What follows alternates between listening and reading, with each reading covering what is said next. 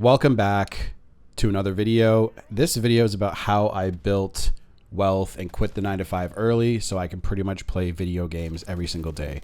A lot of people, when they hear that kind of stuff, they're like, what? Because, you know, you do have to work really, really hard. And I did. I worked my ass off. But I also was able to play video games at the same time. And there's nothing special about me. I know there are tons of people who love playing video games. There are obviously gurus out there who will tell you, oh my God, video games are dumb or video games are a waste of time. Look, I think this life is meant to be experienced. That comes with the highs and lows. I don't think we're always meant to be happy. I think we're supposed to have, you know, some weeks, months, sometimes even years of unknowns and downs. Okay. That's what life is all about. However, I know I never, ever wanted to be in another job ever for the rest of my life. Being in a job is an absolute waste of time because it actually takes away from those experiences like I'm talking about. And there's actually going to be a section in this video, if I remember to put it in, that talks about experiences and how experiences are very important. And those are the things you should pay for. Obviously, some people do, right? Traveling, etc. So this video is basically how I used frugality and all that to build wealth. So again, people jump into the idea of needing like a 200K a year job or a massive business idea. Again, everyone wants to be a multi-millionaire, not even realizing that like 15,000 a month would change most people's lives drastically. You can pretty much live wherever you want. You can pay, like you can have a big house for like $4,000 a month if you wanted to rent. You know what I mean? And like you could drive a nice car with that. And so it's not even really about being a millionaire. A millionaire is literally like $83,333 a month. Okay.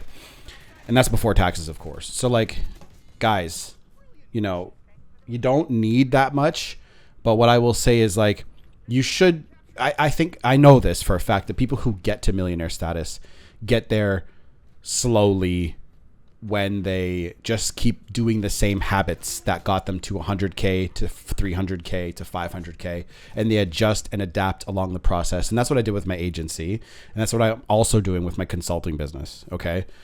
Now consulting, I actually sell my time. So there's only so much time I can give, of course. So there is obviously a cap to that. And I don't really want to sell high expensive courses. I just don't think that I need to. If I were to sell courses, it would be cheap. Now I do understand that because the more expensive a course tends to be, the more that people think that there's a perceived value there. But I'm telling you guys don't even need that. You just need to cut your spending first and then build from there. I drove a Ford Focus. We still have it.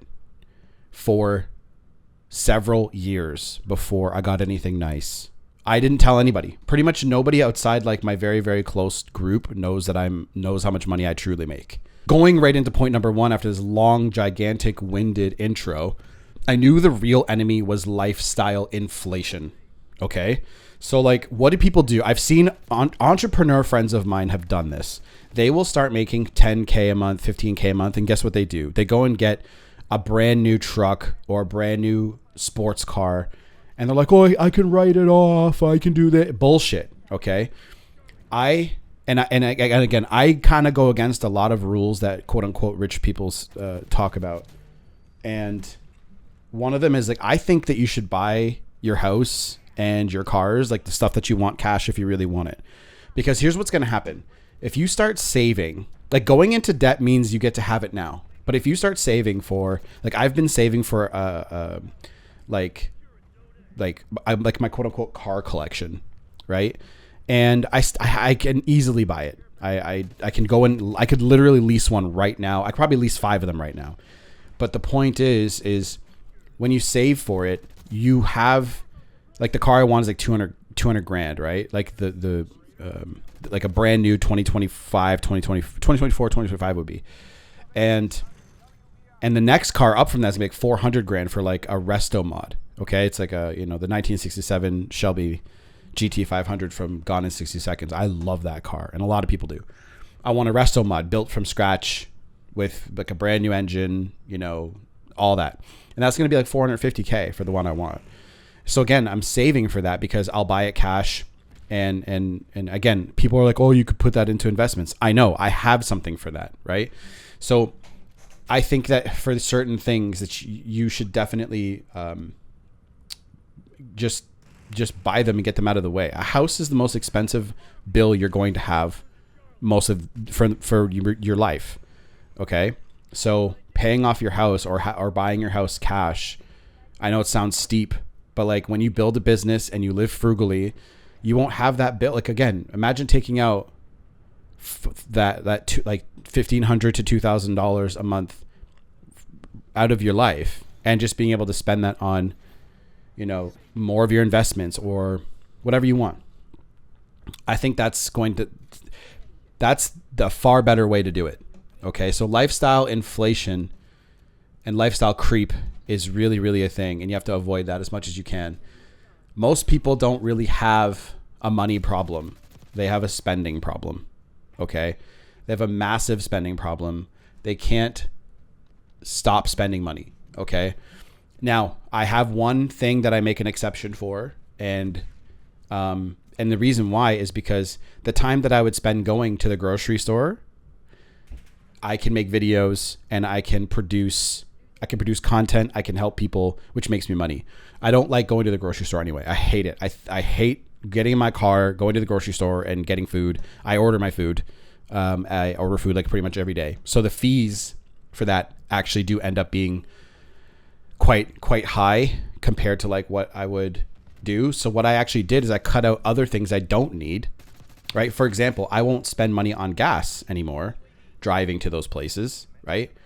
Because I order. So that's kind of like, it kind of balances itself out a little bit. Some of the fees are going to be a little bit higher, right? Because I live in Canada, so the gas is just mega expensive here. So for example, I still have like a used reliable car. I cut subscriptions and random Amazon buys down. I cooked at home for I order Instacart food. Like I don't order like Uber Eats, like as much as I want to. Now, one thing you could do is live with roommates, right? And I understand if you have kids, if you have a wife, you don't want to live with roommates. Like I get that. So you see a lot of people that will actually buy a house and split the bottom into rentals and then the top they live at. Like I see stuff like that. That could help you too. So once you make the decision early, don't follow what other people do and just start like leasing a car or financing a car that's $600 to $1,000 a month just because you don't want to drive something that's 10 years old. Okay. There are some beautiful cars that are 10 years old. Infinities are like 10 years old and they're beautiful cars. And especially like before they went to the Q series, like the G37s, they have good power. And yeah, they're old, but you can find some nice ones for like under 15 grand. Yes, they'll have some miles on them, guys, and they're more luxury, but they sound good. They're quick. They're nice, right? That's what I drive, by the way. I have one of those. And then I'm saving. I still haven't bought my dream cars yet. Okay. Neither of them. Because I'm putting all my money into options. So I'm going to actually have a whole playlist around that. Because selling options is how you can truly get really rich very quickly compared to other things. So I'll go into that later. Point number 2 is I treated every dollar like it was my employee. Okay. So when you start thinking of it, like when you start treating every dollar like it has a job, okay, not just a role in your budget, but a mission, right? I know this sounds kind of weird, but like your relationship with money will change so quickly. Okay. So let's just call point number 2, like changing your relationship with money instead. And I invested so much more into like my stock portfolio, and I built an emergency fund. I have cash, right? And I focus more on like return on investment over luxury. And everyone does the exact opposite. Everyone does the luxury over ROI. Okay. Instead of asking, how can I like afford this? Ask yourself, is this helping me build wealth or delay it? Right. It kind of goes into the same saying, like if you're trying to eat healthy, does this feed disease or does this fight disease? Right. If you're eating greens and you're eating good food and stuff like that, like is it making me healthy or is this taking away from my health? Okay. and making me sick. So the next point is saying no what everyone else said yes to. Okay. Being frugal isn't depriving yourself. It's just being intentional about your money. Again, when you change your relationship with money and you're like, this is going to push me further and set me up for success and love later, love of myself for doing it too. See, you're never really proud of the stuff like, oh my God, I went out last night and got drunk and we did this. You're never proud of that. You may have had a really good night. You may have taken a girl home. You may have done something that you didn't normally do, right?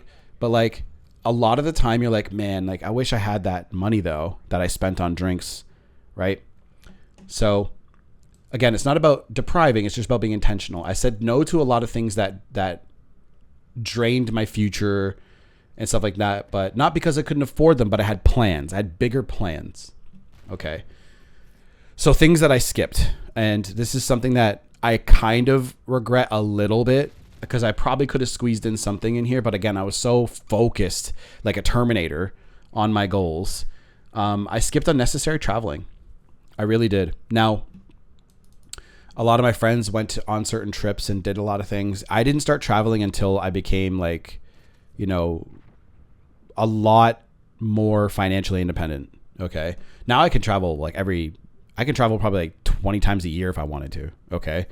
Now it's crazy, right? But I wouldn't do that. But another thing is kind of like trendy gadgets. Like now I have a high-end computer because I create videos and I game. So that's one thing I like had an exception for. But a lot of people, you will never see them without the oldest version of the iPhone. Okay. Another thing I skipped was nightlife. I never went out very much. I loved going to house parties because it didn't require me to like be around smelly people who were sloppy drunk. I just was never into that life. I thought that was lame. If you guys do that, I'm not trying to knock you, but again, this goes to show how unintentional most people are with their lives. And the next thing is keeping up with like influence. Like, okay, the younger generation probably falls into this more than I ever did, but like there were even friends of mine that have money and they were buying cars and they were like, you know, they were way ahead of me. And because they were, I wanted to keep up with them. So I would spend money that I didn't have before I got my shit together, just to make sure that I looked a certain way to them.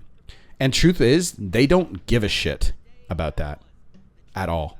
They don't care. So just remember the mindset that you're trying to keep is I'm not missing out. I'm buying back my time, because these people now, okay, they work certain jobs that they obviously like. Imagine working like a desk job, right? Or some sort of high intensity labor job. It was cool in the early 20s, but now that you're 31, 32 years old, your body is breaking and your back hurts every day. And yeah, you got ahead and looked cool 10 years ago. But now I look back and I'm like, okay, I'm completely financially independent. I can do whatever I want. I don't have to slave for money. And these guys are still doing the same thing, right? So it's just about understanding like who's going to look cool now. You know what I mean? Like, I know that sounds lame, but that's kind of how I thought at the time. So using point number 4, okay, I'm trying to keep this like steady because I can, it's so hard for me not to ramble. I used frugality to create like breathing room for new income. And this is a major, major point.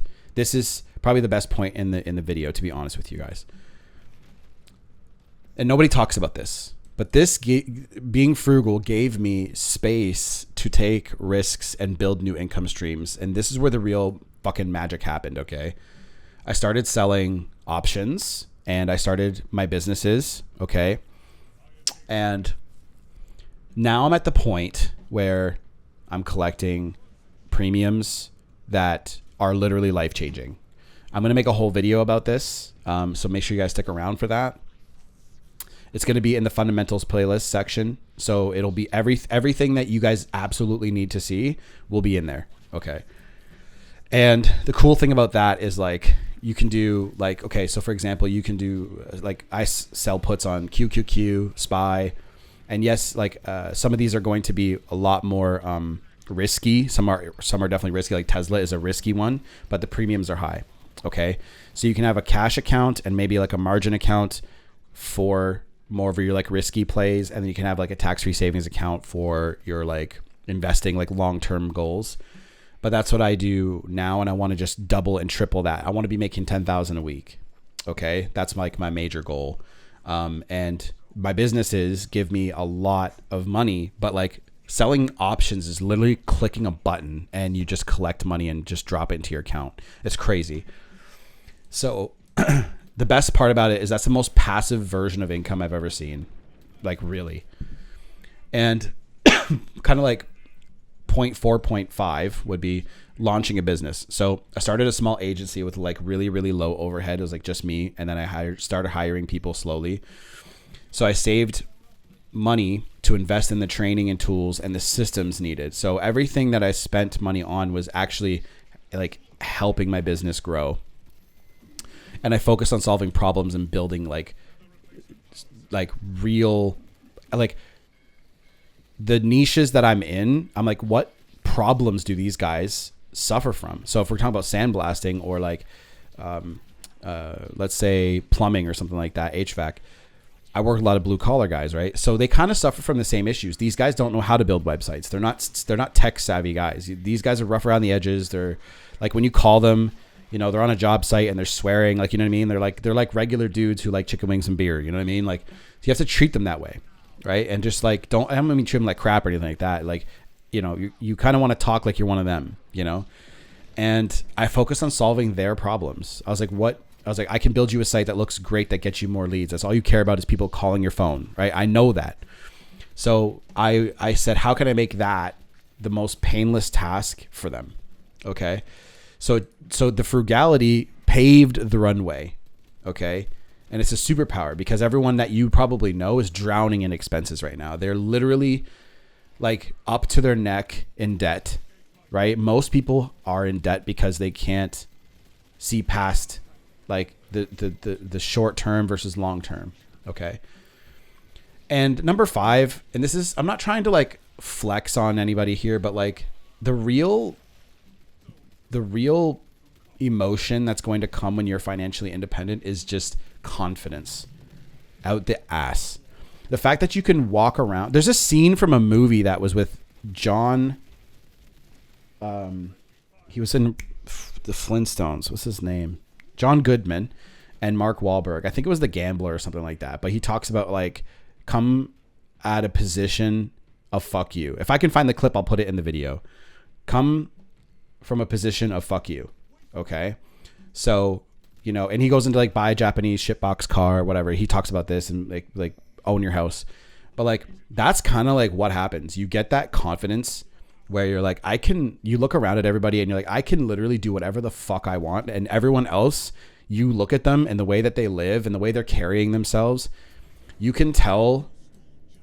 And again, I don't think I'm any better than anybody. I've just made different decisions, right?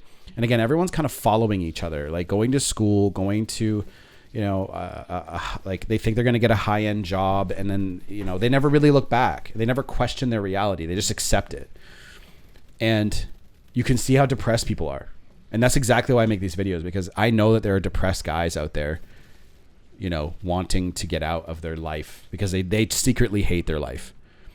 So again, the ultimate flex is not a car or a watch. It's peace of mind, right? The fact that I can wake up every day and press buttons, money gets deposited into my account and I laugh, you know what I mean?